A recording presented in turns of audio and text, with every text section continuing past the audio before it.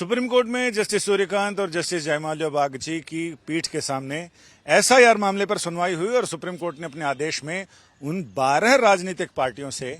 ये बताने को कहा है कि एसआईआर पर जो शोर शराबा हो रहा है उससे इतर उन्होंने इस मामले में अगर गड़बड़ियां हैं ड्राफ्ट मतदाता सूची में तो उन्होंने कितनी आपत्तियां दर्ज की हैं, इस मामले में क्या कवायद की है वो सुप्रीम कोर्ट को बताएं। यानी 8 सितंबर को जब इस मामले में अगली सुनवाई होगी तो वाकई दिलचस्प होगा, क्योंकि इलेक्शन कमीशन के डेटा के मुताबिक इन राजनीतिक पार्टियों ने अब तक एक भी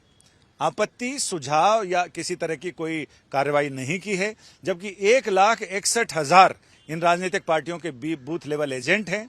बूथ लेवल ऑफिसर अपने ढंग से सरकारी वो निर्वाचन आयोग के एम्प्लॉय हैं, तो इसलिए वो निर्वाचन आयोग के लिए काम करते हैं, लेकिन राजनीतिक पार्टियों को इसमें सहयोग करने के लिए जो 1,61,000 बीएलए बनाए हैं उन्होंने अब तक क्या किया है, इस बारे में जवाब मांगा है। हमारे साथ वरुण सिन्हा जी हैं, याचिकाकर्ताओं में से एक वकील। वरुण जी, आप तो एसआईआर के समर्थन में थे। आज का जो आदेश है इसमें उल्टे याचिकाकर्ताओं को ही ये बताने को बोला है सुप्रीम कोर्ट ने कि आपने अब तक किया क्या है, क्योंकि निर्वाचन आयोग ने कहा था इन्होंने ह्यू एंड कराई यानी शोर शराबा मचाने के अलावा, हल्ला हंगामा करने के अलावा एक भी कलम ऐसी नहीं है जिसमें इन्होंने ये बताया हो कि ये फर्जी है, ये गलत है, इसको क्यों शामिल किया, ऐसा एक भी उदाहरण नहीं है। बिल्कुल संजय जी, आप बिल्कुल सही कह रहे हैं कि दरअसल याचिकाकर्ता जो माननीय सर्वोच्च न्यायालय के समक्ष है वो हैं तो मेंबर ऑफ पार्लियामेंट किसी न किसी पॉलिटिकल पार्टीज का, लेकिन वो इंडिविजुअल कैपेसिटी में यहाँ आए हैं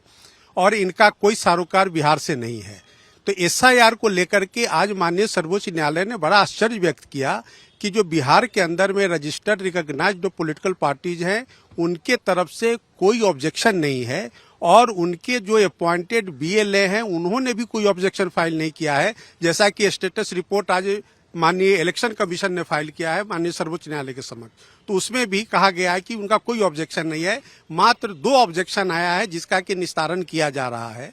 इस पर जो याचिकाकर्ता थे उन्होंने बहुत बातें कही, लेकिन उनके तरफ से एक भी उदाहरण नहीं आया कि उसके अलावा और कौन से ऑब्जेक्शन है, सिवाय इसके कहने के कि साहब ये ऑब्जेक्शन लेते ही नहीं है। इसीलिए आज माननीय सर्वोच्च न्यायालय ने बिहार के सारे पॉलिटिकल पार्टीज को आज डायरेक्शन दिया है कि वो अपने बीएलए को आदेशित करें कि बूथ लेवल तक वो जो भी जिनका भी नाम कट गया है या जिन्होंने वोटर लिस्ट में नाम जुड़वाने के लिए आवेदन दिया है उनको मदद करके ऑनलाइन और फिजिकल फॉर्म में अप्लाई करें और उनको न्याय मिले।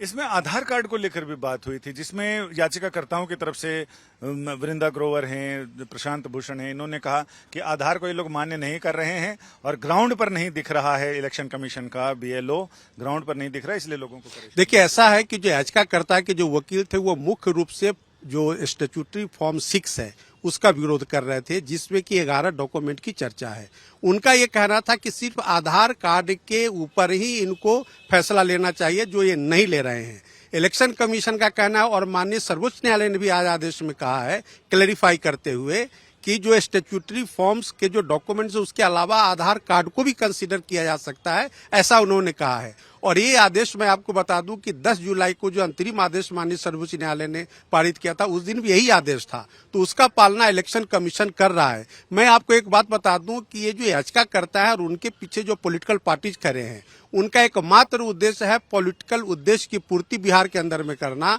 अगर आप देखेंगे कि आज कपिल सिब्बल साहब क्या कह रहे थे कि जो अगली तारीख को वो सितंबर के लास्ट में दे, जबकि इलेक्शन कमीशन चुनाव का नोटिफिकेशन सितंबर महीने में निकालने वाली है। तो इस तरह से जो विपक्ष का मंशा है कि इलेक्शन को अक्टूबर नवंबर के बजाय उसको 2026 में किया जाए, ये मंशा है। तो ये जो पूरा जो पिटीशन है वो बिल्कुल मानाफाई इंटेंशन से है, वो बिहार में चुनाव नहीं चाहते। निर्वाचन आयोग ने यह भी कहा है कि कोई भी आदमी जो प्रवासी है उसे अपना नाम जुड़वाने के लिए अगर ड्राफ्ट लिस्ट में नहीं आया है तो उसे बिहार आने की जरूरत नहीं है, ऑनलाइन भी कर सकते हैं, ऑफलाइन भी कर सकते हैं। इसीलिए जब राकेश द्विवेदी साहब ने स्पष्ट कहा माननीय न्यायालय को कि election commission voter friendly environment बना रही है, जो लोग बिहार से बाहर हैं वो ऑनलाइन आवेदन दे सकते हैं और उसको विचार करके उनको न्याय मिलेगा। यानी सुप्रीम कोर्ट ने सुनवाई के दौरान ये भी कहा कि राजनीतिक पार्टियों की जो जिम्मेदारी थी वो जिम्मेदारी निभाने में लग रहा है कि वो लोग बहुत गंभीर नहीं रहे हैं। अगर उन्होंने अपनी जिम्मेदारी सही से निभाई होती तो शायद हालात इतने बदतर नहीं होते। अब ये तो 8 सितंबर को पता चलेगा, उससे पहले राजनीतिक पार्टियां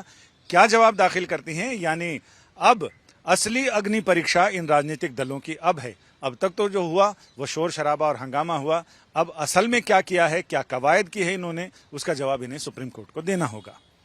कैमरामैन कृपाल सिंह के साथ संजय शर्मा, दिल्ली, आज तक।